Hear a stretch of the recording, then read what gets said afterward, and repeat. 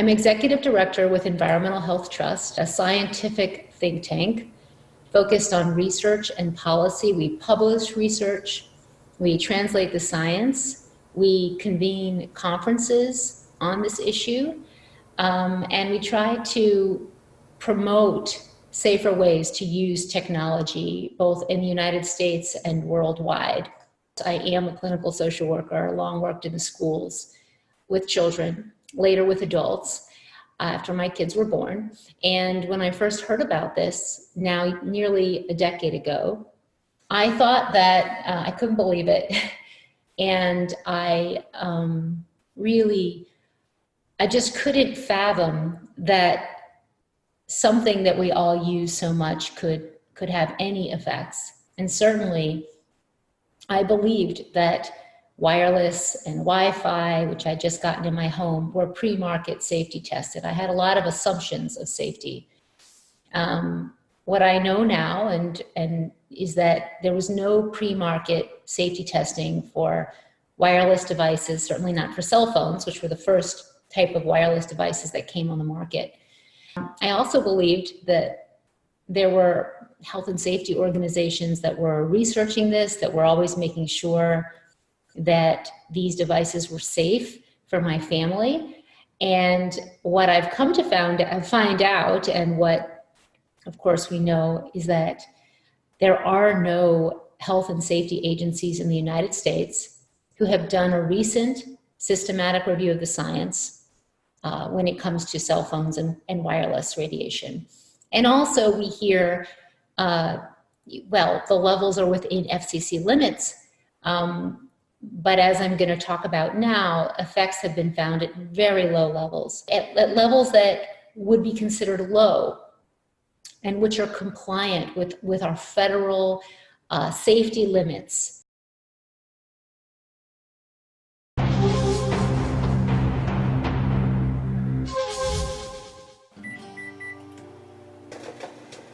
Something surrounds you, bombards you, some of which you can't see, touch, or even feel.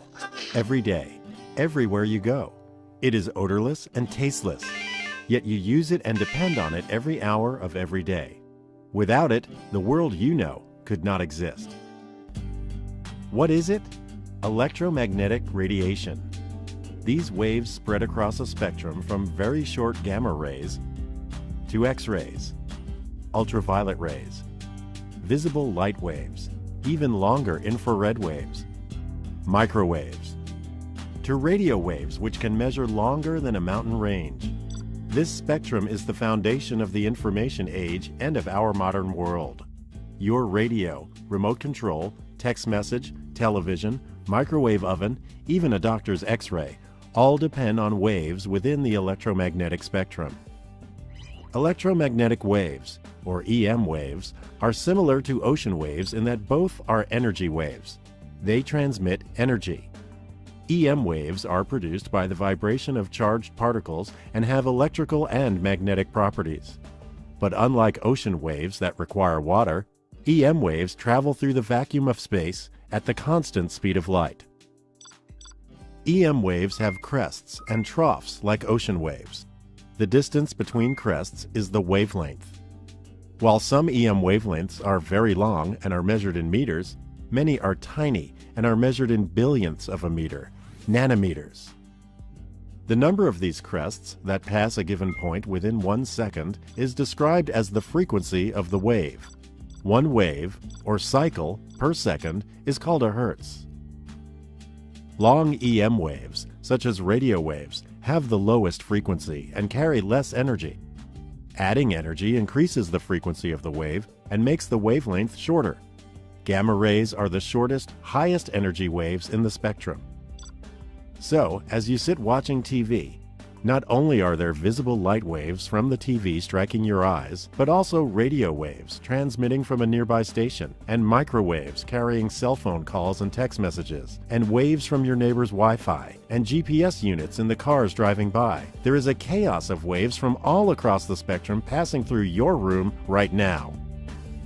With all these waves around you, how can you possibly watch your TV show? Similar to tuning a radio to a specific radio station, Our eyes are tuned to a specific region of the EM spectrum and can detect energy with wavelengths from 400 to 700 nanometers, the visible light region of the spectrum. Objects appear to have color because EM waves interact with their molecules. Some wavelengths in the visible spectrum are reflected, and other wavelengths are absorbed. This leaf looks green because EM waves interact with the chlorophyll molecules. Waves between 492 and 577 nanometers in length are reflected, and our eye interprets this as the leaf being green. Our eyes see the leaf as green, but cannot tell us anything about how the leaf reflects ultraviolet, microwave, or infrared waves. To learn more about the world around us, scientists and engineers have devised ways to enable us to see beyond that sliver of the EM spectrum called visible light. Data from multiple wavelengths help scientists study all kinds of amazing phenomena on Earth, from seasonal change to specific habitats. Everything around us emits, reflects, and absorbs EM radiation differently based on its composition. A graph showing these interactions across a region of the EM spectrum is called a spectral signature. Characteristic patterns, like fingerprints within the spectra, allow astronomers to identify an object's chemical composition and to determine such physical properties as temperature and density.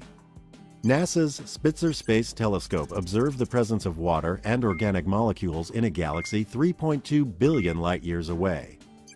Viewing our Sun in multiple wavelengths with the SOHO satellite allows scientists to study and understand sunspots that are associated with solar flares and eruptions harmful to satellites, astronauts, and communications here on Earth.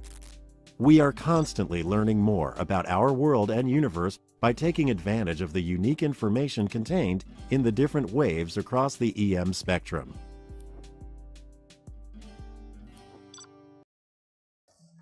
Now, the electromagnetic spectrum, this is information from ARPANSA, actually goes all the way from the invisible to the visible, ionizing radiation, gamma rays, X-rays over here, and light here.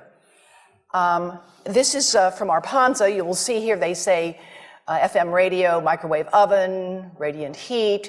Of course, microwave oven actually happens to be of the same frequency as the cell phone, the mobile phone.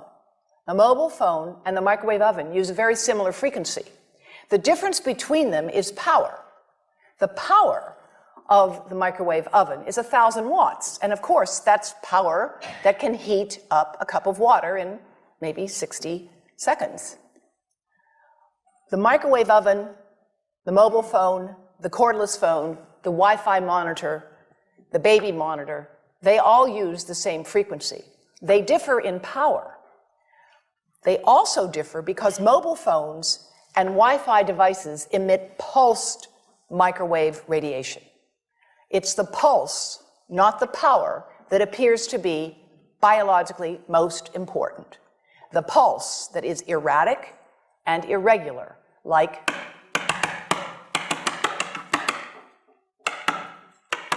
for thousands of minutes a month, for dozens of hours a week.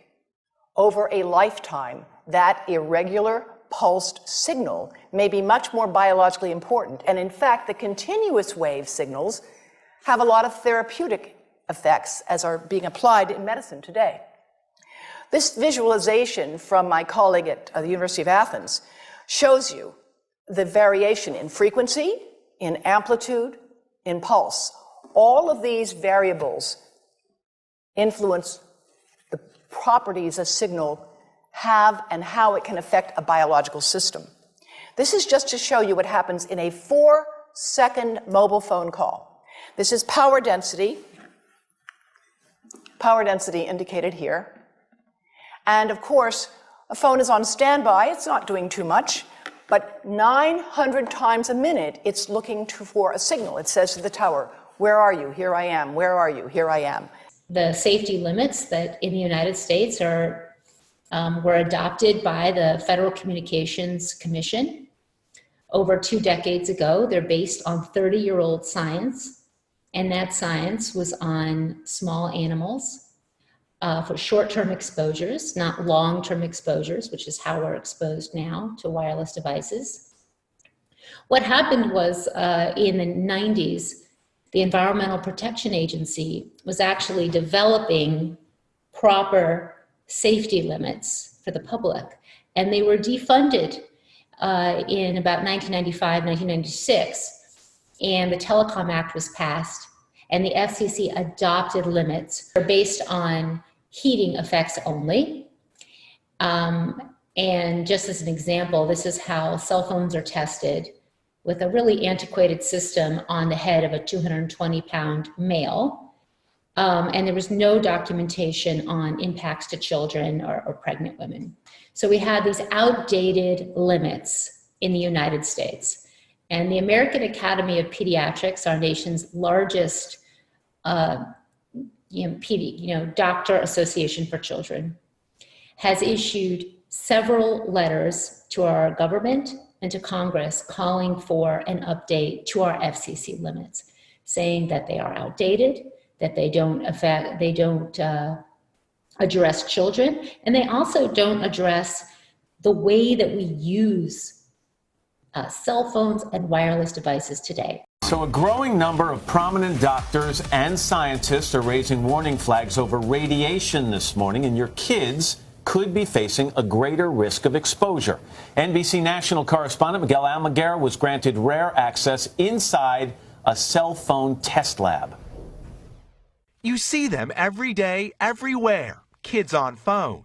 According to the American Academy of Pediatrics, children are now exposed to an exponentially greater amount of radio frequency than any adult will ever be in a lifetime. Part of the problem, this isn't your mother's flip phone. Smartphones today have multiple antennas located inside the phone. When you talk, text, stream music, or videos, they emit non-iodizing radiation, similar to a low-powered microwave oven. And it's the irregular, pulsed nature of the signal over thousands of minutes, over many years, that we believe can cause a great problem for children and for the rest of us as well. Cell phone providers say they follow all safety guidelines put into place by the FCC. Those cell phone companies then work with labs like this one to test your device. The current FCC safety standard was developed nearly 20 years ago. The test at Sedicom in Milpitas, California, starts by taping a phone to the ear of a plastic head. The size of a 200-pound man, it's filled with liquid. The fluids used in these tests best replicate the same properties inside the human head. Scientists are then able to determine how much radiation penetrates the head when you're talking on the phone. The robotic arm precisely moves to various hotspots on the head to test the specific absorption rate. The phone we tested was within the FCC allowed radiation limit, but critics say these standards are outdated and urge the federal agency to adopt stricter radiation guidelines. Current FCC standards do not account for the unique vulnerability and use patterns specific to pregnant women and children, warns the American Academy of Pediatrics in a letter to the FCC. Children are not little adults. The skull is thinner. Also, the volume of the brain is less compared to 200-plus size man.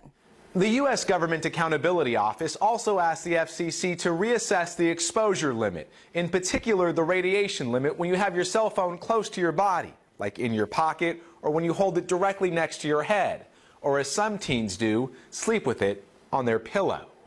Phones are transmitting radiation so long as they're connected to the internet and connected to the Wi-Fi. And even if you're not talking on your phone is talking to the tower. Critics of the FCC's current guidelines give this simple advice to all consumers. Use the speakerphone or an earpiece, and remember, distance is your friend. Keeping a phone even a few inches off your body reduces exposure several thousand times. For today, Miguel Almaguer, NBC News, Milpitas, California. Health agencies from other countries, including Canada, Israel, and France, recommend limiting a child's exposure to cell phone radiation. The FCC tells NBC News, quote, "The U.S. has among the most conservative standards in the world. As part of our routine review of these standards, we're soliciting input from multiple stakeholder experts, including federal health agencies and others, to guide our assessment." Makes you think twice as a parent, though.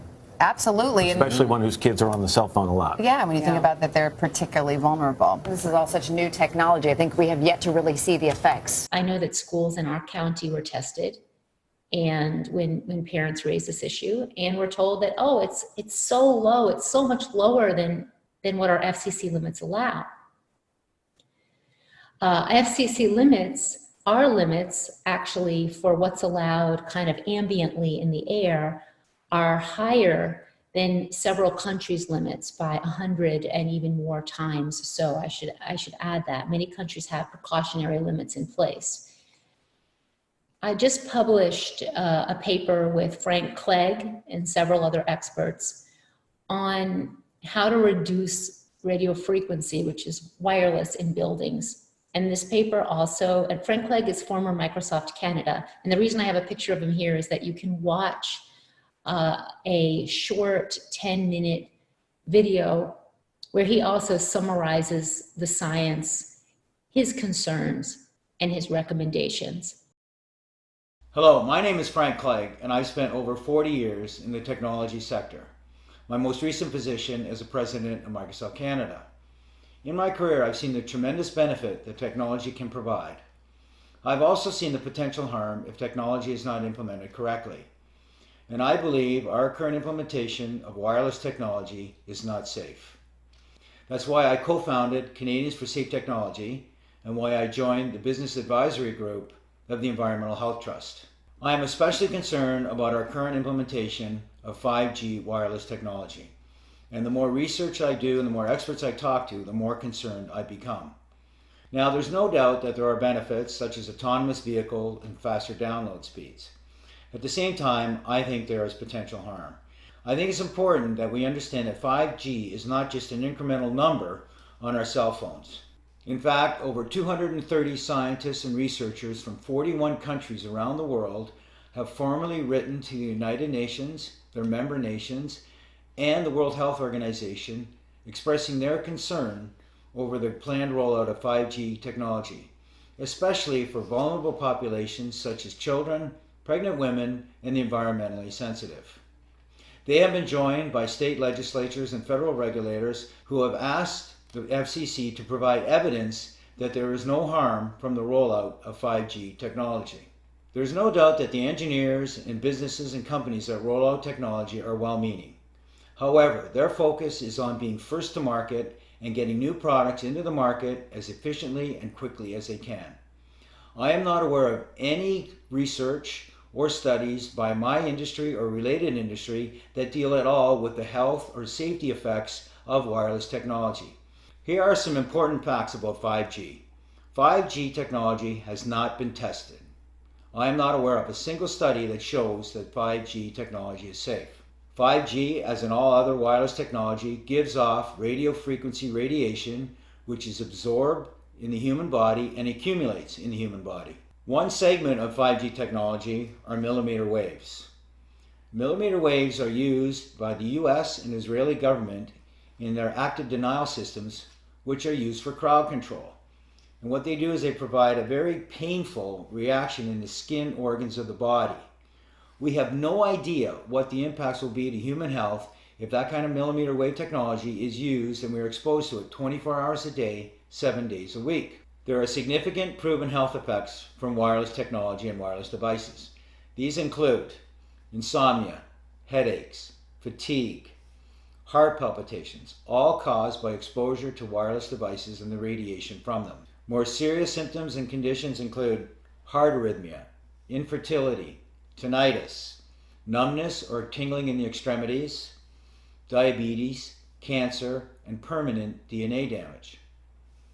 Mental health is also impacted, with increased anxiety, depression, rises in ADHD and autism, mood swings, and emotional instability. In fact, all of these health factors and conditions have risen exponentially over the last 30 years, and hundreds of studies that show proof of biological harm from wireless devices. Most recently, in 2018, the National Institute of Health's National Toxicology Program released the findings of a 14-year, $25 million study that showed clear evidence of harm in terms of cancer and permanent DNA damage. This study, several months later, was verified by the prestigious Ramazzini Institute out of Italy, which found the same results. Now you may ask how a product that has this potential harm could ever be released to the market and to the public for public use. Well, the way the process works is the FCC regulates all wireless devices and products associated with them. Unfortunately, the FCC is made up of previous telecom executives, lawyers, and engineers. It does not have any scientists or doctors that you would expect to be involved with the regulation of potentially harmful products.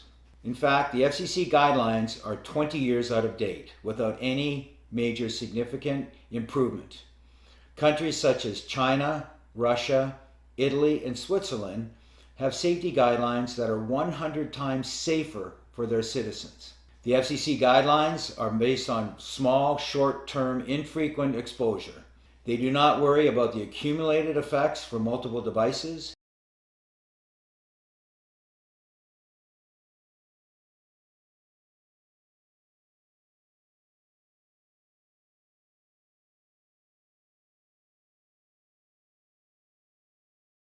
He has started an organization in Canada dedicated to protecting the public and raising awareness, kind of like we have here in the United States with Environmental Health Trust. And we talk about adverse effects found at lower levels, and also, importantly, how to reduce exposure in buildings. And you can watch that video online. So I was shocked that every wireless device actually has instructions to keep a distance from the body. And the reason they have these instructions, so for iPhones, actually this is the iPhone 4, which is 10 millimeters away from your body. Now the newer iPhones are 5 millimeters away from the body. Laptops, my laptop says that there should be a separation of 20 centimeters from the body, which is about 8 inches. Cordless phones. The reason that they have this is that they are tested, they are tested for pre-market radiation emissions to be compliant at a distance. They're not tested touching the body. And that's one of the reasons that the American Academy of Pediatrics has been writing about devices being tested the way we're using them. There are so many studies, I'm not going to go into all of them, but just to give you a sampling of them, that have found impacts, not only in terms of increased cancer, but also damage to the brain. So here's a study that looked, it was a replication study, that looked at teenagers with 1 year of cell phone use when they had the phone to the head, and after 1 year they found memory damage in the teenagers who consistently held the phone to one side of their head. And the studies, the research that they did, tested the kids with a test that would look at specific memory centers that were on the side of the head that the teens held the phone.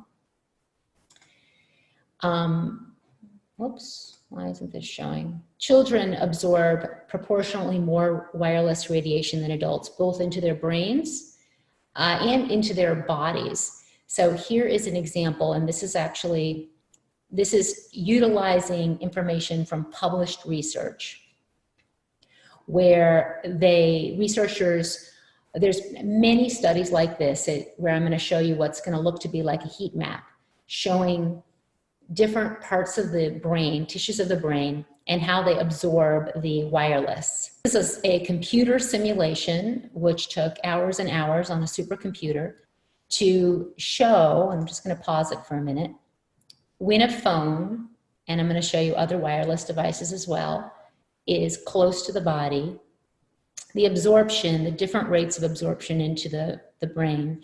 So you can see the different colors. The white and yellow are the highest rate of absorption. Then it goes to orange, then purple and blue. And you can see with the phone close to the head, the intensity is higher, of course, near where the device is.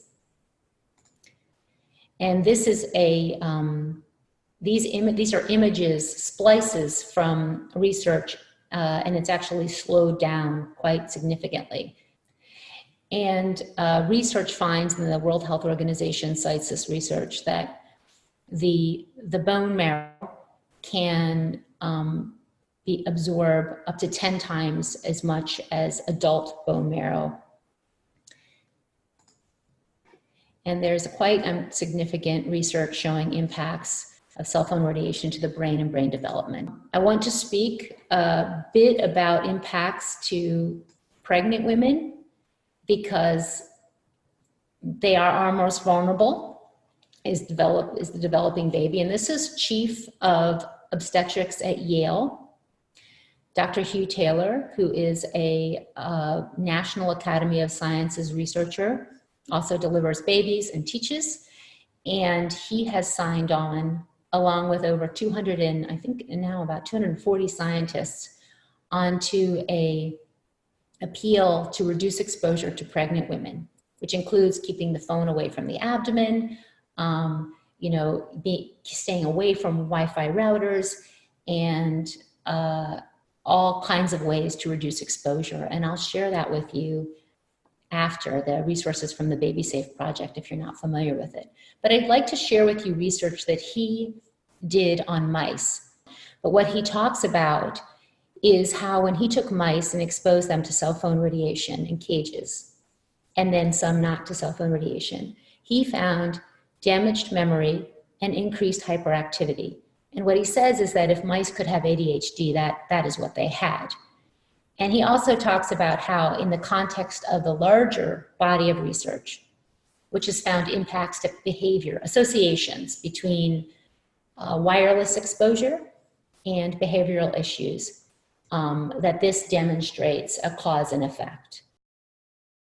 The fetus is perhaps the most vulnerable to these types of insults. When the brain is just forming, we are perhaps at our most vulnerable stage. So this is a study that really looked at only the effect of prenatal exposure to cell phone radiation. What effect does having a cell phone near your baby when you're pregnant have on that baby later on in life when that baby's grown up? We tested these mice when they reached adulthood and looked at the lasting effect of that early prenatal cell phone exposure. The mice who were exposed to cell phones were more hyperactive. They were running around the cage a lot more aggressively. They had poorer memory. They couldn't remember objects in the cage as well as their counterparts who weren't exposed to the cell phone radiation. But they did not have any increased anxiety, as sometimes running around can be a sign of anxiety. It was not that. They were calm and relaxed. So they were running around these cages, bouncing off the walls, not a care in the world. Something that, in our eyes, resembles attention deficit hyperactivity disorder in children. That was the closest model we can think of to the behavioral effects that we saw in the mice. When I first saw Hugh Taylor's study, I was thrilled and really deeply concerned, because I was aware of research earlier looking at what happens inside the brain. And if you look at something called the dentate gyrus, which occurs here and is quite critical to where brain cells form for thinking and learning, you can see that prenatally exposed rats develop smaller brains with more brain damage. The brain is tremendously resilient, but when there's so many environmental insults at once, the circuitry in the brain becomes overwhelmed. And unlike what we have in our electrical wiring in homes, where there's a circuit breaker that can stop the electrical flow before it causes damage, the brain doesn't have that same capacity. And so environmental insults, when they add up, the circuitry is especially vulnerable.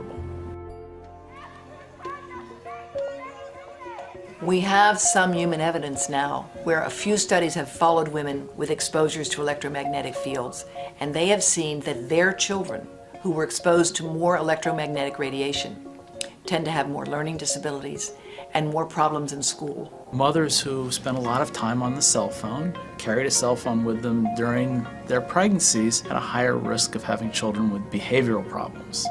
And I think when you have clear cause and effect relationship in mice and an association in women, that women who use these cell phones had children with more behavioral problems, I think that's together very powerful evidence saying that this is truly a cause and effect in humans as well. The mouse studies prove that it's really causative, that the cell phones are causing it. It's not just because of some other behaviors linked to cell phones in women. There are many appeals. This is a 2015 appeal by scientists saying that numerous studies have found effects at levels below our guidelines, and those include increased cancer risk. And our scientists believe, several of our scientists believe that the research is now proven, showing that there's an association between exposure and cancer. Cellular stress, genetic damage, DNA damage, changes to the reproductive system, learning and memory deficits, neurological disorders, and negative impacts on general well-being. The combined evidence, in my view, is that there is now sufficient evidence that radiofrequency radiation is carcinogenic to humans. That's IR category 1, and you can't ignore that. And the implications of this, we have to be cautious. Radiofrequency radiation is now ubiquitous. We're probably exposed to it in this room, even though we do not want to be. So how are children exposed in schools, at home? This is a simulation of a tablet and a 6-year-old. And what you can see is sort of the way the radiation, which is, I should mention, non-ionizing radiation. It's not the same as X-rays or nuclear power. And it comes off, this is a tablet and a 6-year-old child. And what they did is they modeled the rate of absorption into the 6-year-old child's head, looking at the structure of their skull, the different tissues in the head, and you can see the same colors that we talked about before, showing where the intensity, where the highest rate of absorption is, and as it gets lower, and you can see the white, yellow, and orange, and how when you have a device that is emitting wireless radiation, it is going to be absorbed into our body, of course, with the most intense rate of absorption to whatever is close. Now this is a simulation of the Wi-Fi electrical field in a 6-year-old child facing a tablet. We have the tablet at 150 millimeters from the head, which is a little less than 6 inches. We can also take a closer look at the Wi-Fi field in the brain by using different scales. We use anatomically based models of people. This means that we simulate the absorption of different parts in the body, such as the skull, regions of the brain, the bones, eyes, and dozens of other tissues. These animations are slowed down by about 5 billion times. Most people are not aware that the waves of the Wi-Fi electrical fields oscillated 2 billion times a second through our bodies. Wireless devices emit microwaves, and these images show the intensity of the fields absorbed into the human body. And this is showing, this is also work by engineers in Brazil who simulated a laptop on the lap. And the first images that you see right now are looking at what the way it moves off of the, I'm going to pause this. This was the way it moves off of the antenna, and that this is the antenna right here, this little pyramid. And then they do a finer perspective, the rate of absorption into the tissues of the body. And you can see here where, again, the most intense absorption is near where the antenna is. But it's still going through the body. You can see the chest. and all of these are online. So in schools, children are exposed to, I know in the public schools here, every child, if there's 30 kids in a room and a teacher, you have laptops. They all have cell phones, which might be in their pockets or resting on their lap. And then there are access points, which are the routers, are the access points that then the laptops connect with. And they're all connecting with each other in a classroom, which makes it a unique environment. Actually, here's examples of an access point, which you can find on the ceiling or on the side of the wall. Now, insurance companies do not take the risk. They do not insure wireless manufacturers of cell phones in this country for the effects of long-term exposure, damages from long-term exposure. And there are actually several white papers that have been published by insurance companies considering the potential future impacts of electromagnetic radiation as high. And I just have the cover of one, the next asbestos. EMFs are defined as a pollutant in many insurance policies, and they are not covered generally in many policies because of the potential future claims that could result. And we have all of that on our website. Actually, I want to just check the time. Okay, it's 9:19. So there are policies happening worldwide and in the United States related to wireless in schools, and I'll show wireless in general. This is an example. In Oregon, a bill was passed relating to exposure to radiation in schools and calling for a report that investigates the health effects of wireless, especially to children, and that will look at guidelines for schools after the report has been completed, and work with the Oregon Health Authority to conduct a review of peer-reviewed, independently funded studies on the effects of exposure to microwave wireless radiation in schools and similar environments. And we have this information all online, as well as the testimony for this bill, which is really, really interesting, because I know many people, at least I certainly now almost a decade ago when I got involved in this, thought, well, no one else is talking about this.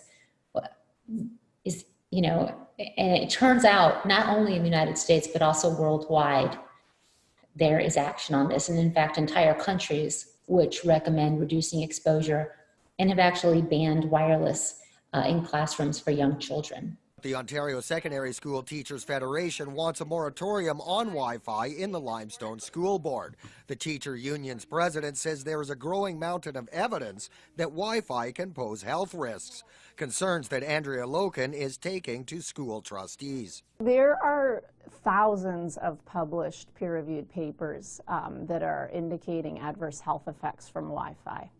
And we are seeing an increasing awareness around this issue worldwide. Loken says countries like France, Israel, and Italy are all taking steps to ban Wi-Fi in schools and daycares. The World Health Organization has listed Wi-Fi in the same category as other potentially cancer-causing substances. That's in the same category as lead, exhaust fumes, DDT. The Elementary Teachers Federation supports calls for a Wi-Fi school ban, adding there are also teachers who suffer from electro-hypersensitivity. Symptoms are not the same in every person because it's not an easy diagnosis to get, and when you do get a diagnosis, you have to go to Toronto to get it. Both teacher union leaders say their fight isn't with the school board. They say they want to raise awareness about the need for a Wi-Fi moratorium until further health studies are completed and lawmakers can catch up with new regulations. We're going to the trustees because they are the only group that can really make the blanket decision for the board. No one from the Limestone District School Board was available for an on-camera interview, but they did issue this statement that reads in part, providing safe and appropriate places to learn and work is a priority for the Limestone District School Board. Trustees understand and are sensitive to the safety concerns some community members have regarding the use of Wi-Fi in schools. Loken says there are alternatives like Ethernet to deliver the internet and technology into classrooms. In Maryland, where I live, when I went to the Department of Health actually on this issue, they said that this was several years ago. They said, well, we don't even have anyone looking at this. You should go to the Maryland State Children's Environmental Health and Protection Advisory Council. This is a 19-member body with people, representatives from our legislature, as well as doctors, scientists, pediatricians, and they issued a report recommending limiting exposure as much as feasibly practical in schools.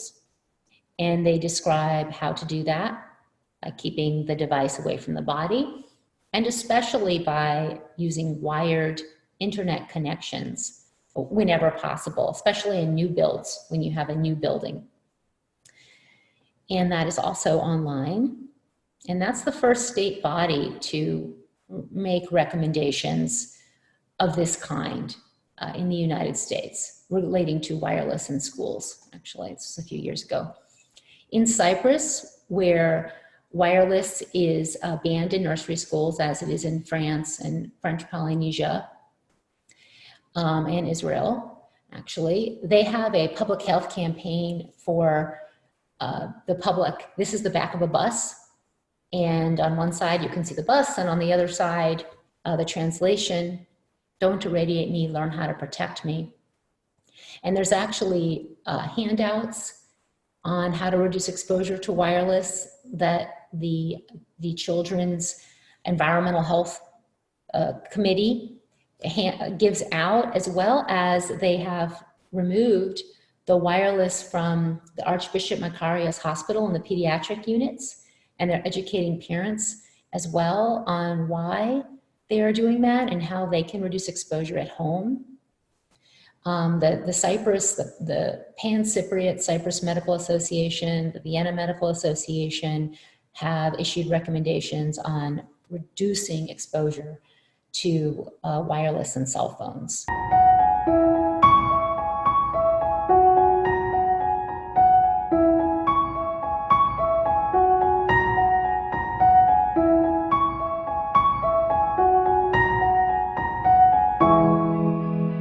Τα παιδιά μας εκτίθενται καθημερινά σε ένα ηλεκτρονικό νέφος, το οποίο δημιουργείται από την ακτινοβολία που εκπέμπουν τα κινητά τηλέφωνα, tablets και οι συνδέσεις μέσω Wi-Fi και άλλα παρόμοια. Η ακτινοβολία αυτή, σύμφωνα με τον Παγκόσμιο Οργανισμό Υγείας, είναι πιθανώς καρκινογόνα για τον άνθρωπο.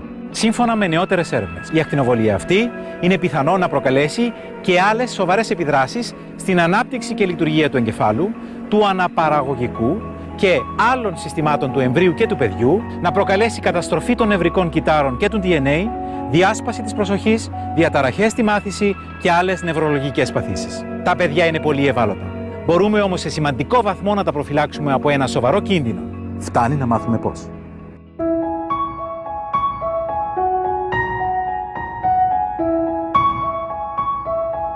Αφού μας αγαπάτε, γιατί μας ακτινοβολείτε με τα Wi-Fi και τα κινητά σας τηλέφωνα? Έχουμε δικαίωμα στην υγεία και πρώτοι εσείς μπορείτε και πρέπει να μας προφυλάξετε.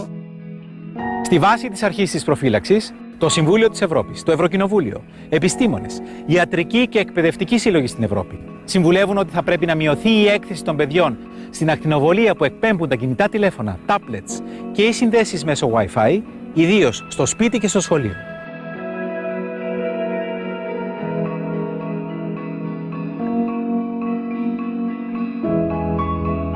Η έκθεση των παιδιών σε ηλεκτρονικό νέφος εγκυμονεί κινδύνους. Η χρήση των κινητών και συσκευών Wi-Fi από παιδιά μικρότερα των 14 ετών πρέπει να αποφεύγεται.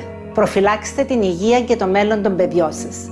Το ίδιο ισχύει και για την έγκυο. Οι έφηβοι ποτέ δεν βάζουν το κινητό στο υπνοδωμάτιο τους, στις τσέπες τους, στα μπράτσα ή κοντά στο στήθος τους. Πάντα χρησιμοποιούν hands-free και κρατούν το κινητό μακριά από το σώμα τους. Αξιοποιώ την τεχνολογία σωστά. Γνωρίζω τους κινδύνους και δεν εξαρτώμαι από αυτή.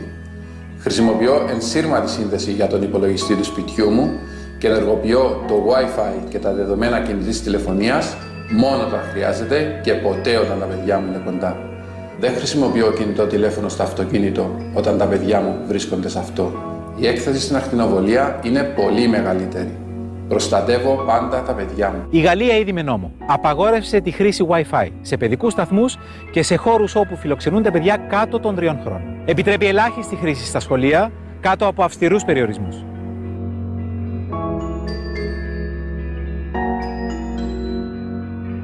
Στον υπηαγωγείο, στο σχολείο και στο σπίτι περνάμε τουλάχιστον το 75% του χρόνου μας. Απαιτούν μια ασφάλεια χωρίς ακτινοβολίες από Wi-Fi, κινητά και άλλες ασύρματες συνδέσεις. Η υγεία είναι δικαίωμα. Μην μας το στερείτε. Δεν έχουμε το δικαίωμα να ρισκάρουμε την υγεία των παιδιών μας αναμένοντας παθητικά τους άλλους να κάνουν κάτι. Ας ξεχάσουμε τι είναι βολικό για μας και ας τους χαρίσουμε το καλύτερο δώρο, την υγεία τους, μετατρέποντας το σπίτι και το σχολείο σε όαση προστασίας.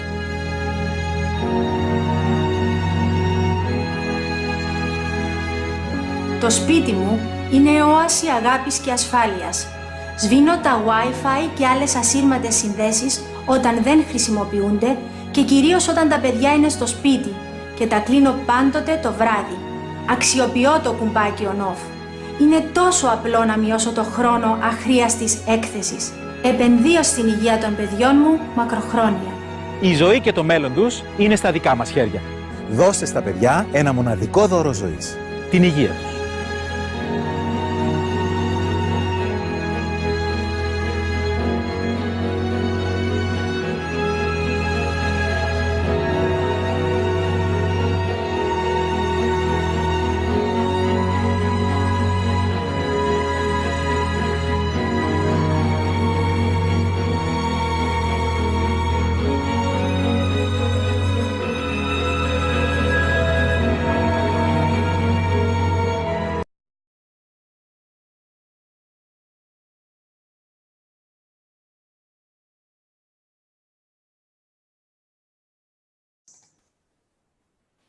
Dr. Leonard Hardell, just wanted to, people say, well, many people have said, well, this isn't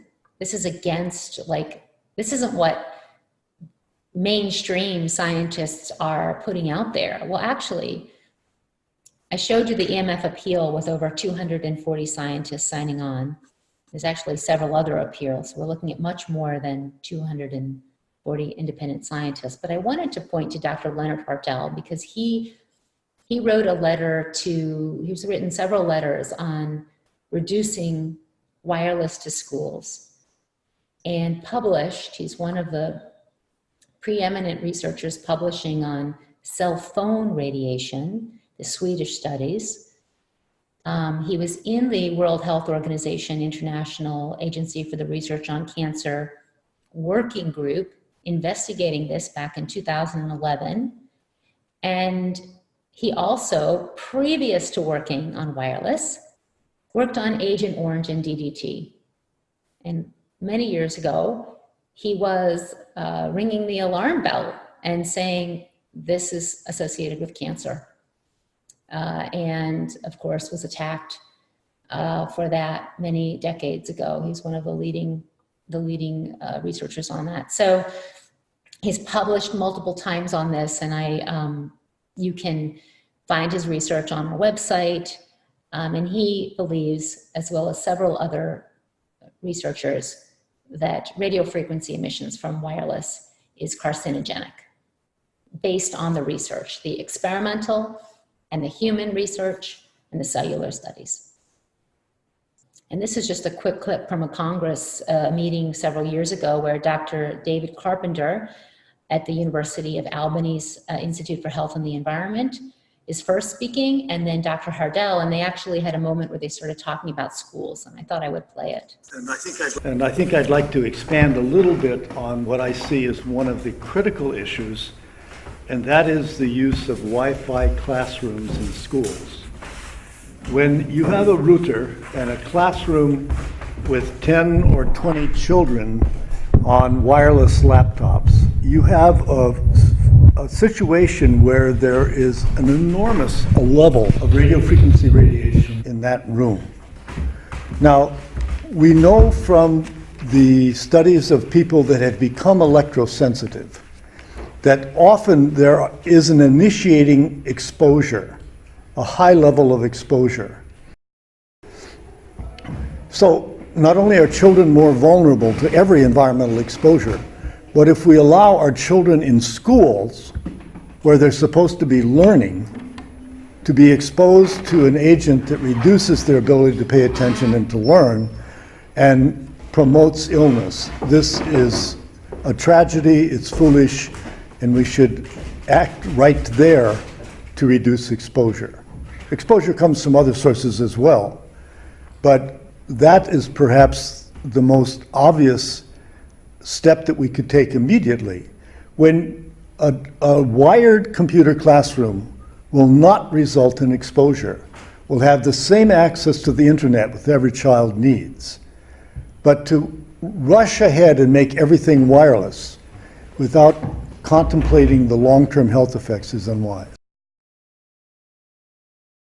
It's almost to open the already open doors, to reinforce the necessity to, I would say, to ban the wireless internet communications in schools. I see this as the rising big problem for human health. Authorities say that the exposure is within the ICNIRP guidelines, and we know that the ICNIRP guidelines do not take care of long-term effects or of non-thermal effects. That's to say, the effects we can see which are not depending on tissue heating. I think we need quite a lot of education of the society. What is this about? We need to educate the medical profession, because doctors and other working in the medical profession are mostly unaware of these health problems and think that the exposure is not a problem. They're reiterating statements that many scientists are putting forward. And my first question was, well, how can this be? I mean, I have wireless in my home. My kids are on wireless all the time. At the time when I learned about this, which is about a decade ago now, we only used the cell phone for long distance. That's how I had my kids talk to their grandparents, because it was free. We had a cell phone and we had a landline. And well, how did this happen? So there are several investigations into this, and there's a Harvard report I'll point to that talks about the FCC as a captured agency, how there is so many millions of dollars from industry in not only in the science, but also in our government, in the agencies that we think will protect us. And this is a really important report. It talks about wireless in schools. It talks about cell phones. At this point, it really should be updated because there's so much more going on in the field. That's Norm Alster, captured agency with the Harvard SAFRA Center for Ethics. There's published research that finds that when there's money or industry sponsorship of studies, that they more often show no effect, whereas when they're independent, they more often show an effect. Big wireless is using the same tactics as big tobacco. And in fact, we find often the same scientists testifying in court cases, the same law firms and PR firms. Oh, and this is just showing the non-industry studies versus industry studies. And one of the problems is that there's a lot of reliance on industry-funded research, both by our federal government and in these international authorities that we often look to. I also wanted to mention, before I move on to what schools can do, is there's also the issue of blue light from devices. And there was just a report by the French basically like the French FDA, the French Agency for Food, Environmental, and Occupational Health and Safety, stating that blue light is phototoxic. Children's developing eyes don't have protections to filter blue light until adulthood, and they're still being affected, but they are, as a child, you're not able to filter out from your retina as much blue light. And they have really strong recommendations on limiting exposure and the need for protections in the devices themselves on blue light.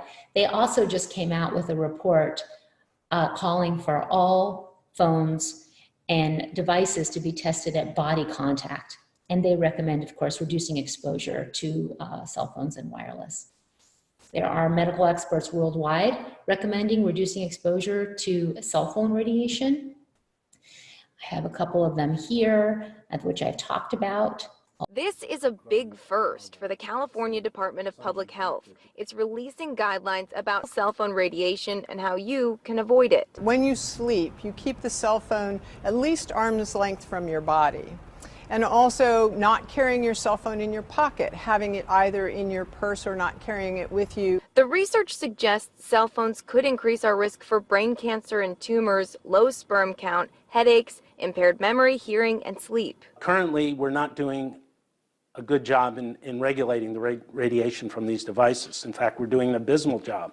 Dr. Joel Moskowitz of UC Berkeley says this is a long time coming. He's partially responsible for bringing this information to light. He sued the Department of Public Health for refusing to release information about the dangers of cell phone radiation back in 2009. He won.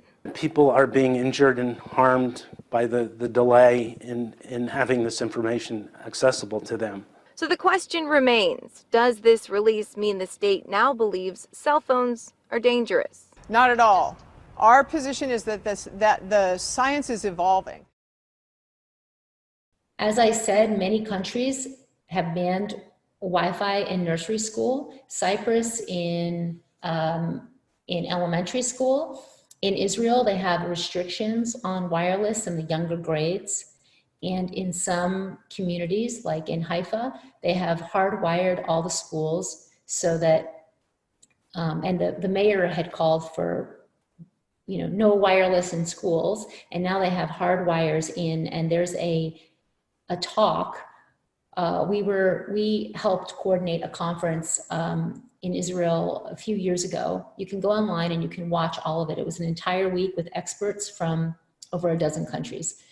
And the chief of IT at Haifa did a talk on how he installed these hardwired points. Like, how do you set up a classroom so that kids can be using wired connections rather than wireless? And he showed examples of that. Okay, I want to jump. Okay, what did we do? One class looks like this. We have a partition within the class. It works. It is wireline, okay? The partition is about 80 centimeters, 1 meter. It works. The teacher says it is not so convenient, but it works. Another class that we deployed is this kind of, because as I said, not all, it's only 1 hour a day. So they use it this way, and they are happy. They say, okay, the results are very good. Labs, of course, the tables are fixed to the floor. Okay. The main problem is that we have a constraint. We have to keep the class flexible. So in the labs, it's quite easy. We fix the tables to the floor. There is another idea that I get from Gideon about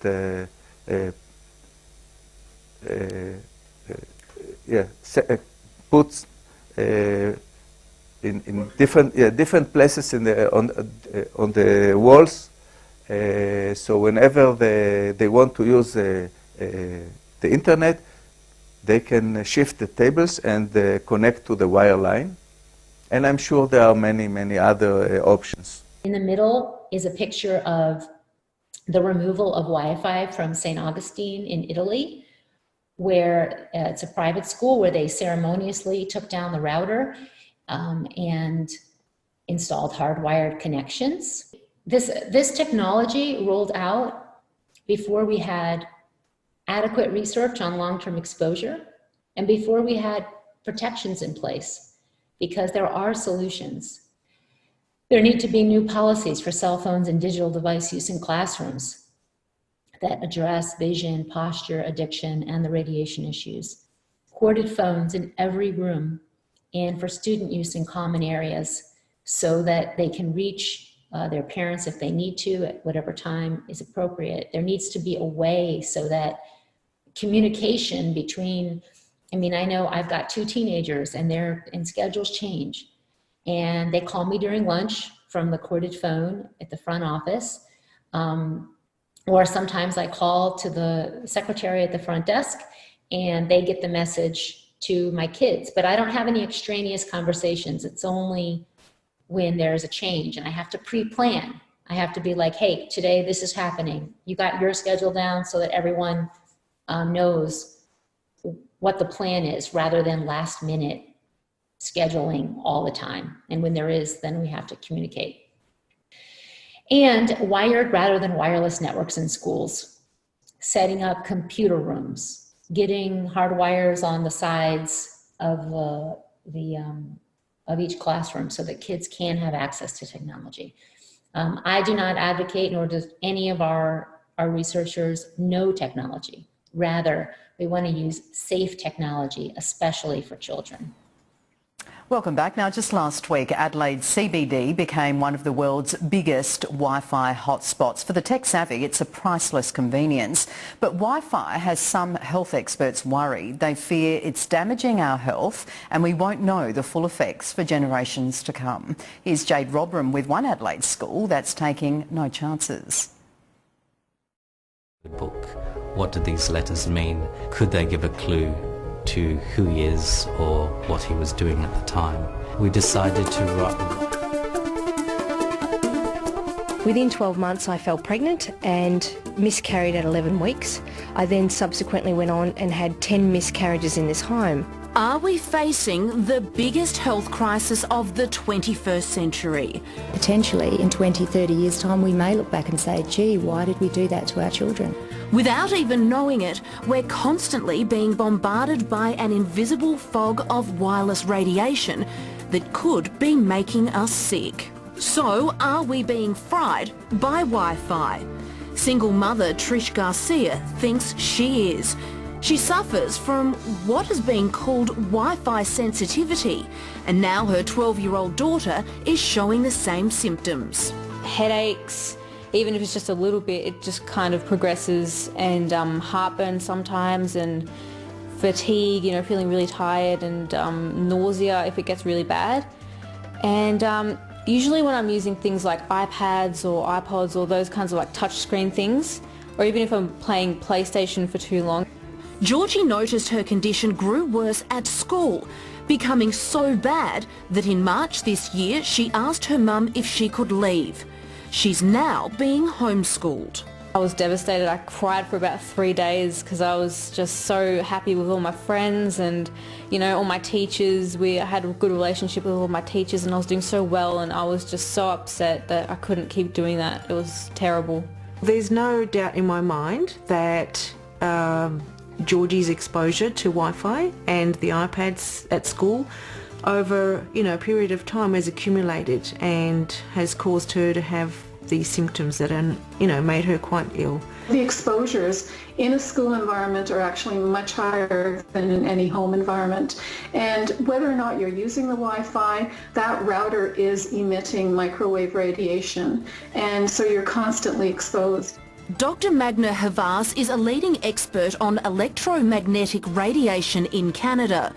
She believes there's a great risk when it comes to Wi-Fi and children. It's an emerging health issue because we've got evidence now that it's been linked to cancers, to reproductive problems, to electrohypersensitivity, to heart palpitations. So we're really dealing with a tsunami. Wi-Fi is now considered a necessity in most schools and workplaces. It's revolutionised the way we work, learn and live. Even though Wi-Fi emits low-rating radiation waves, the problem is it's everywhere. Progressive countries like France, Russia, Israel, Italy, China, Switzerland, their exposure standards are 100 times lower than what's allowed in Australia. A former NASA scientist mapped transmission waves across Washington DC. The city is covered. Many of us go about our days unaffected. But those that are, like Nicole Belsma, it can be life-changing for all the wrong reasons. To have 10 miscarriages, we're like, just what is going on? Oh, look, miscarriages are emotionally, physically exhausting. Her body was being affected by radiation sensitivity. Yes, I do believe that the AC magnetic field we were sleeping in as a result of being on the other side of the wall of the meter box had contributed to the miscarriages. Nicole moved house and is now a happy and healthy mother of 3. She's also the author of Healthy Home, Healthy Family and is campaigning to have Wi-Fi removed from schools. There's no complicated login, you don't need to do anything, you just simply find the SSID, click and away you go. Last week, internet provider Internode, the state government and the city council launched a multi-million-dollar initiative to make Adelaide's CBD the biggest Wi-Fi hotspot in the world. This is the largest public network in the country, and credit to the state government, city council, for having the vision and I guess to take the city into the 21st century. Not having technology as a focus means that our children are thinking in a much more responsible and productive way. One place that switched off its Wi-Fi connection is Upper Sturt Primary School. Principal Barb Jones. There's not enough evidence that Wi-Fi is completely safe at this stage. We haven't had it long enough. It was very difficult to find a school that was Wi-Fi free. Tony Glab, mother to Alexander and Christina, was adamant she wanted to send her son to a Wi-Fi free zone after learning the World Health Organization classified it as a potential carcinogen. We have those lessons from history where we know that governments take often decades to respond and act in the interests of public health and safety, and that's clearly shown with asbestos and smoking and lead. So once again, this is one of these issues that potentially in 20, 30 years' time we may look back and say, gee, why did we do that to our children? Students still have the use of computers, but they're hardwired, which means no radioactivity is emitted. We wanted our children to understand that computers are a tool. They're not the first part of research. Or they don't have to be. It's an idea that countries like France, Russia, Italy, China and Switzerland implemented in schools, kindergartens and daycare centres years ago. But yet Australia won't do it. The exposure standards are not geared towards children, they're geared towards the 6-foot healthy man. I don't see a 6-foot healthy man in a childcare centre, a kindergarten or in most primary schools.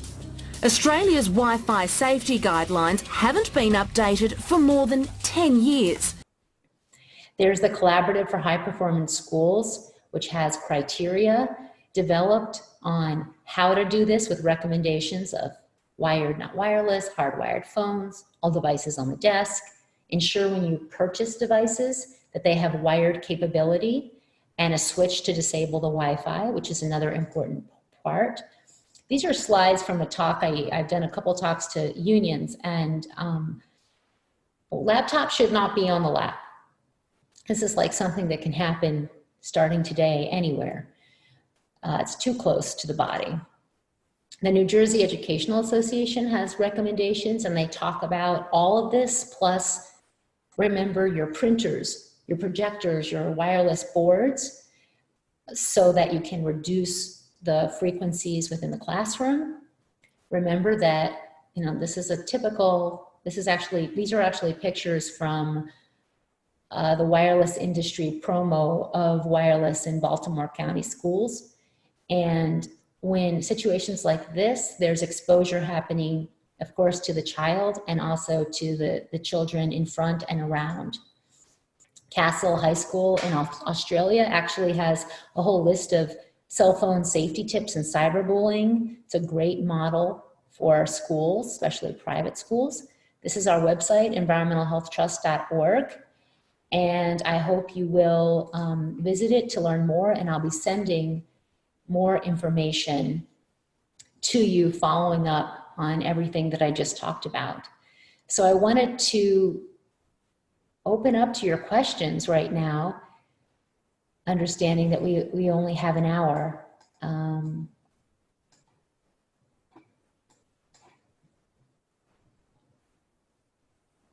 And you can, I'm trying to figure out how to turn, and I know that there is a way to turn on the sound so that I can hear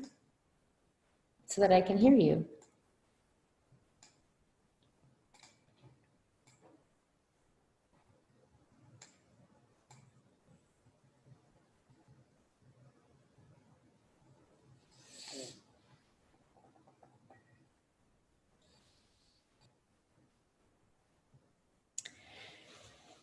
Yes. When I first heard this, I was scared. I thought, what? A quick list of recommended fixes. Yes. So starting now, two things. One is understanding all the areas in your school where there are exposures and starting with a low-hanging fruit. What can be turned off? For example, turning things off when not in use is always a great first start. It gets a little complicated with IT depending on the network, but schools have absolutely done it. Our school did it. There's schools, we have a list of schools all around the country and the world that are doing this. So you need to be making changes in the way technology works in the school, and at the same time, education to staff and teachers on this issue. Having all phones turned off when not in use. And I'd like to add that there needs to be thinking about security and ensuring that you have whatever you need in place so that people can be connected, and for security issues as well. That's a whole conversation. So if you're like right now, I'm gonna show you, I'm actually on a Mac right now. This is an adapter. So my Mac, I can't show you because I'm using it, but this is an Ethernet cord that the computer I'm on right now is connected by Ethernet. And since I don't have a way to connect by Ethernet, I have this adapter.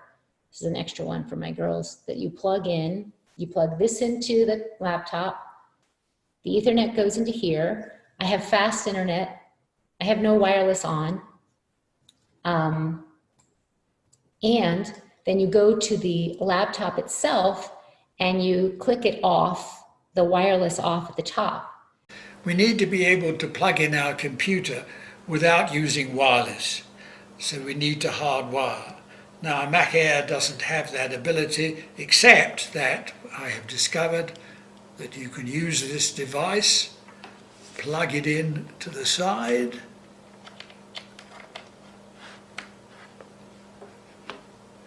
and then open the browser, and we're online. Another recommendation is if you're using computers and devices, have everything pre-downloaded instead of streaming or connecting online to the cloud. I use Google Docs at times, even though there are privacy issues, that's a whole other story. But there's a way that I can use it without having to be online. I actually work offline a lot because I know that this was my question was, well, why isn't the federal government doing anything? 20 years ago, 20 years ago now, the FDA asked NIH for a study to look at effects from long-term chronic exposure because they didn't have data on what the long-term impacts would be if a person is exposed long-term. And they said, we want well done animal studies to address this question, because we don't know what the long-term effects will be. So NIH embarked on a $30 million study with mice and rats exposed to levels which are non-thermal, meaning at non-heating levels, and found clear evidence of cancer in the male rats, and also DNA damage in certain groups of the mice and the rats as well. And now the FDA is saying that they reject the findings of the NIH. And so all of this is going on right now with federal agencies. We've been writing letters, scientists have been writing letters, asking the FDA to explain why they are rejecting the findings of NIH. And there's no accountability in our agencies. There's really no health and safety agency with authority to address the limits, which have to do with like what's ambient in the air, the maximum permissible exposure limits. The FDA is only tasked with addressing devices like phones and actual devices, but not the antennas. Because of the widespread use of cell phones, even a small increase in risk would have a serious public health impact. And in the meantime, rather than telling people, if you are concerned, this is what you can do, the health agencies need to promote precautionary measures, especially for children and women, because in children, the risks could be greater due to the increased penetration, as well as the sensitivity of the developing brain to tissue-damaging agents. So finally, what is the lesson learned?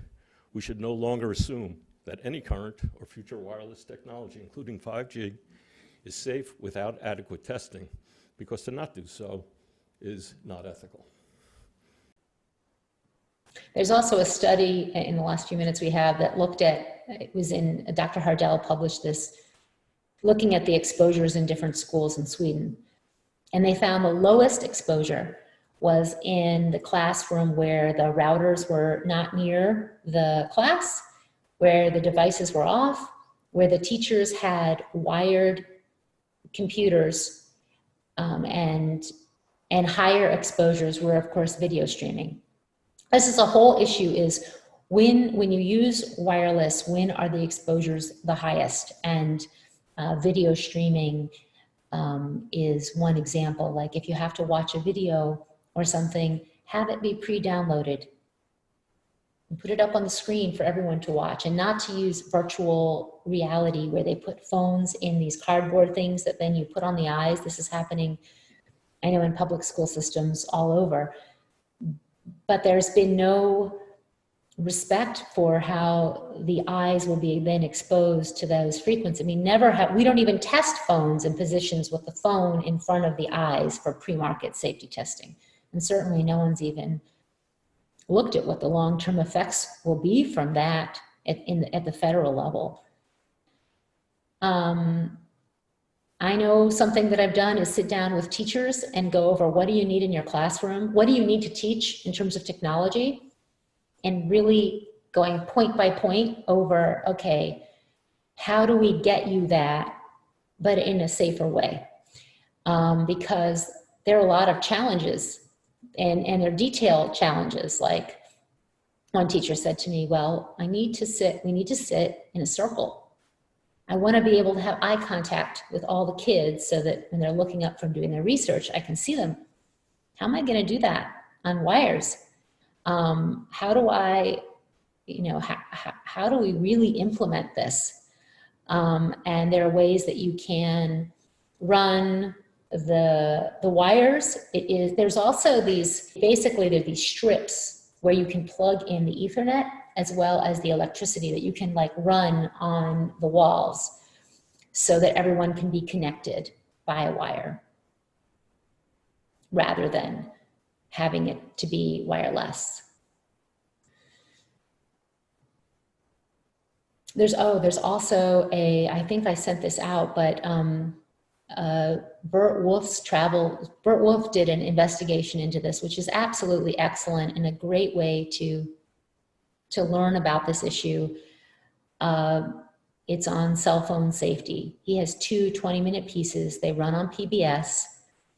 They kind of talk about the history and recommendations and what everyone can do. Cell phone, and I use it often. It's a basic part of my everyday life, and it's almost essential for my work. Could I live without it? Sure, but it would make a lot of things difficult. My smartphone keeps me in touch with my family. It keeps me in touch with my film crew. Where are you guys? It shows me how to get around the locations where we are working. It gives me instant access to research. Everyone in my family has a smartphone, and they use it often. Everyone I know has a smartphone, and they use it often. And we're not planning on giving them up. Are there real health problems? And if there are, what are they? And what can we do about them? That is what I'm going to try and find out as we travel around. And I think education going to the very early grades about technology is really important, because kids at all ages are using wireless devices and are unaware, I mean, their parents are unaware that there is this exposure, which independent scientists are calling for caution on. Whereas there are statements, and these are to groups which are industry connected, which say that's not credible, or there is no science. There is science, and many of the researchers who are speaking on this they are credible. They are often retired, actually, because it's very challenging to be working on this issue and maintain your job, because there are many examples of scientists who are attacked after they publish on this or when they begin to speak on this. I moved to California, Southern California. The 60 hertz work that we did was supported by a contract from the Department of Energy. The radio frequency radiation work that we did was supported by Motorola. The relationship was really very cordial and very stress-free, but only up until we started generating data. These folks were very, very upset and began to talk about how are they going to handle this, what sort of spin can we put on this, what can we expect from this, and from that point on the relationship changed. What we saw was that Motorola began to exert more and more control over the work, telling us what to do, telling us how to write abstracts, what to say in the abstracts, what to say in the papers. I said, how to do the work. No, don't do this. Yes, do it this way. This was unacceptable. I had completed our study of DNA damage, and I submitted the final report to Motorola, and I got a call from Mays Swycord at Motorola. Now, Mays is the former head of the Center for, CDRH, Center for Devices and Radiological Health at the FDA, and he left the FDA and went to work for Motorola. Keep that connection in mind. That's interesting. He also handpicked his successor at the FDA. Anyhow, Mays didn't like the work. Then there was another phone call. Point is, I kept getting nothing from these people. They simply weren't willing to accept my interpretation of my study, my evaluation of my study, my knowledge of science at that point, and tried to urge me not to publish the study.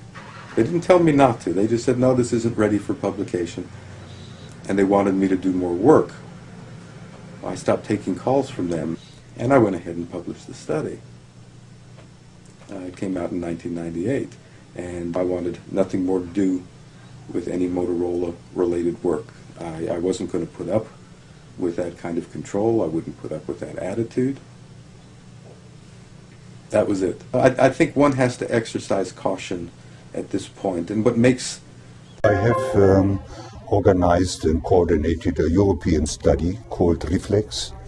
This study was dealing with basic effects caused by LVMF extremely low frequency electromagnetic fields and radio frequency electromagnetic fields. We did this study with the money of the European Commission, and we thought that with this essay we could show that there is nothing, that there are no basic effects caused by the radiation, basic effects which are in some way related to the development of chronic diseases. That was the working hypothesis, but the results were opposite. The results showed that ELF EMF as well as RF EMF are able to change the structure and the function of genes in human cells. And what was the response? Yeah. As always in this area of research, results of significance which are not in the interest of those who have the money and the power are not well accepted. That's what we know for 100 years now. In our case, our study, our results was first ignored for 2-3 years. When that was not possible anymore, our results were criticized, heavily criticized. And when that was again not possible anymore, a scandal was created. It was claimed that the data obtained at the medical university in Vienna would have been fabricated. This message went all over the world, started in Germany, went all over the world. And of course, the medical university of Vienna was in trouble, and they set up an ethics committee. But the ethics committee could not provide any proof that the fabrication, the fraud, has really happened. The same happened to the editors of the journals where these papers had been published. They were also under heavy pressure. An editor is not interested to publish a paper which has been fabricated. How do they call it?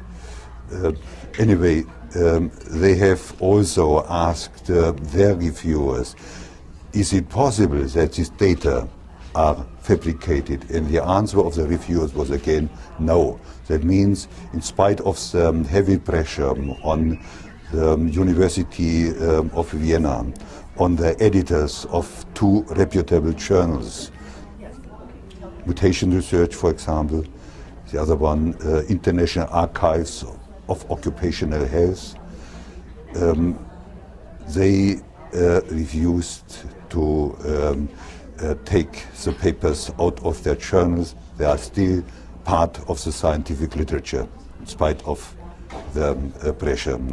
And of course, for us, for the authors of these papers, it was an experience which they will never forget in their life. I'm so appreciative that you did that good work, and I'm sorry that you had so much trouble. What would you recommend based on what you're seeing in your work and in others?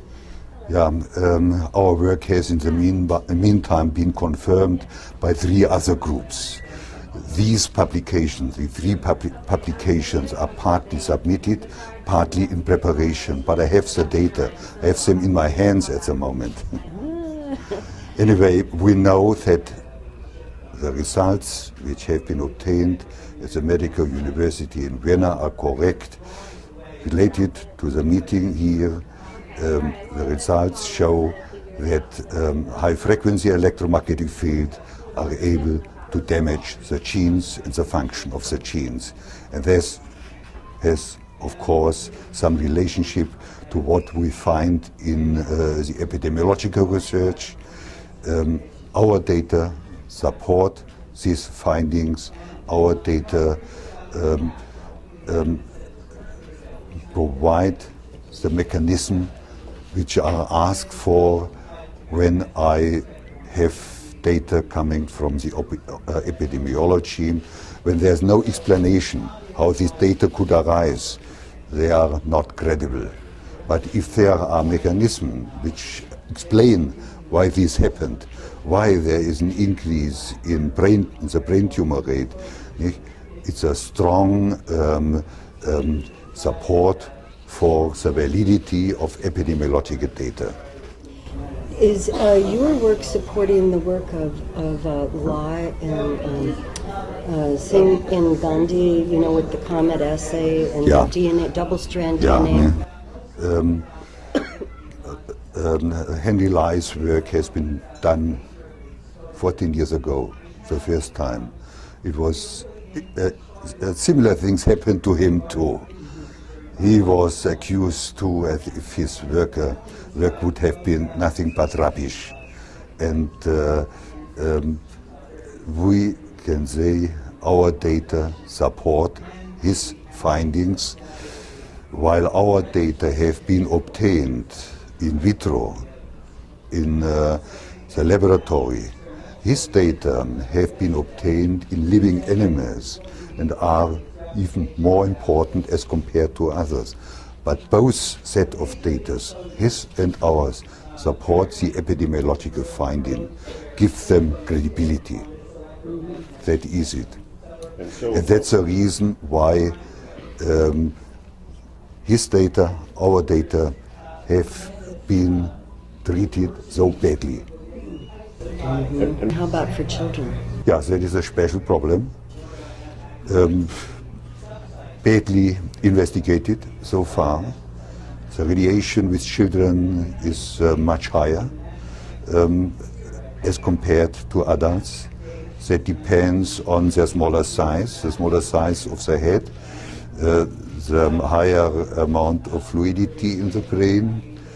The radiation penetrates the brain stronger, about double as high as compared to adults. This is one problem. The other problem is we have a long latency period before, for example, cancer arises. The same will be true for Alzheimer's too. While adult people, let me say 50, 60-year-old people, might not survive the development of chronic disease, cancer or Alzheimer's disease, a young person will certainly survive the time, live as long as this disease needs to develop. The latency period is very important in the development of chronic diseases.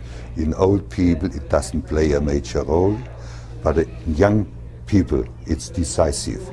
In my understanding, more important as compared to the double as high uptake of radiation in children. So your general recommendation for kids using? Yeah, I personally would, I'm a grandfather, my grandsons and granddaughters don't use the mobile phone. It's easy to be said, difficult to be done. It depends on the parents, how they see the situation. And in my understanding, it depends also on the living conditions. Sometimes it's important that a child gets assistance from the grown-up, from the parents, and if it's far away, the best system to get help is, of course, the phone, the mobile phone. One has to be cautious. I would advise no mobile phone at all, but under certain conditions and under the control by the parents, by grown up. We cannot exclude the use of a mobile phone for children 100%. But we should lower the use as much as possible. Thank you so much. And I am honored to be speaking with you today. At age 13, I am fortunate to have the opportunity to voice my concerns about wireless radiation and speak up for my generation. Every day, my friends carry their phones, tablets, and other wireless devices on their bodies, with complete trust that everything is safe. But I decided to do some further research, and I was surprised to find that no one has ever claimed that the levels of wireless radiation we are exposed to daily are safe. This led me to ask some questions. Are the devices we use every day harming our health? What facts are already known and what still needs to be discovered? Who is conducting the needed research? Most importantly, why is no one telling young people that we could be at risk for serious health and reproductive problems? I'm here today to say my generation has a right to know. We must know the truth about the risks we are facing with cell towers, routers, and multiple devices around us all day and night. So today, I am calling on the FCC, the wireless industry, and the science and medical communities to share the truth, to join with us and recommend caution. I am asking for more extensive, unbiased research. I am asking our guardians to teach kids how to use tech with reasonable precautions to minimize exposure. Our future depends on adults doing the right thing now. Not tomorrow, not in 10 years, but now. The words of Bill Moyers convey the urgency I feel regarding children's health and wireless technology. We seem to prefer a comfortable lie to the uncomfortable truth. We punish those who point out reality and reward those who provide us with the comfort of illusion. Did you know that cell phone, the one in your pocket, emits radio frequency radiation? As long as your phone's turned on, even if you're not talking or texting. The American Academy of Pediatrics in over a dozen countries recommends reducing children's exposure to wireless radiation. When using a cell phone, I always keep it away from my body. I use speakerphone or a headset like this. To stop microwave exposure, I put my phone on airplane mode and turn off Wi-Fi and Bluetooth function. I hold the phone at a distance and make sure it's not touching my body. Cell phones are not toys. Children's brains and bodies are still developing and are vulnerable to wireless radiation. Practice safe and responsible habits with yourself and your children. When using the computer, I always try to make sure my connection is corded, not wireless. Remember not to use your cell phone in the car. The phone works at higher power in metal surroundings and bounces around, increasing your family's radiation exposure. For their safety. For your safety. Because children are more vulnerable. Remind them. Remind yourself. To limit your microwave radiation exposures.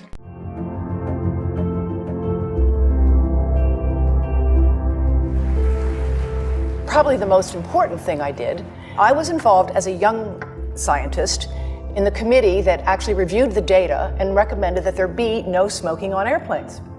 You may be shocked to hear that it was even a question for science at the time, but it was.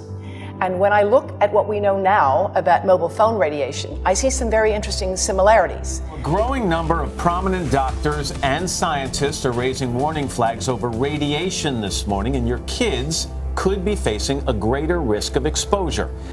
I think the most important study is a study by the National Toxicology Program in a classic large carcinogenicity test, one of the largest ever performed, and for that matter, one of the most expensive. They found increased risk of the tumors which we believe radiofrequency radiation is causing in man. Particular tumors called schwannomas. In the rats, they were in the heart. In humans, they're often in the nerve, the ear nerve, the vestibular nerve. Cell phone providers say they follow all safety guidelines put into place by the FCC. The current FCC safety standard was developed nearly 20 years ago. The manufacturers actually tell people in the instruction manual, which I've never read, not to put the cell phone against your ear.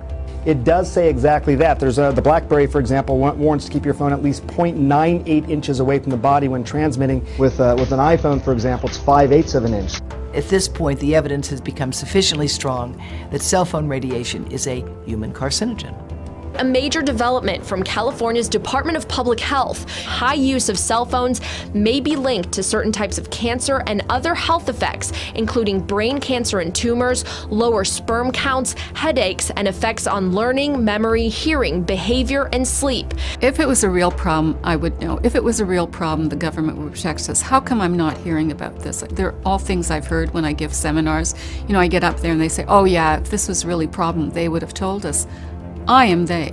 I am a, legitimate scientist, and I am telling you.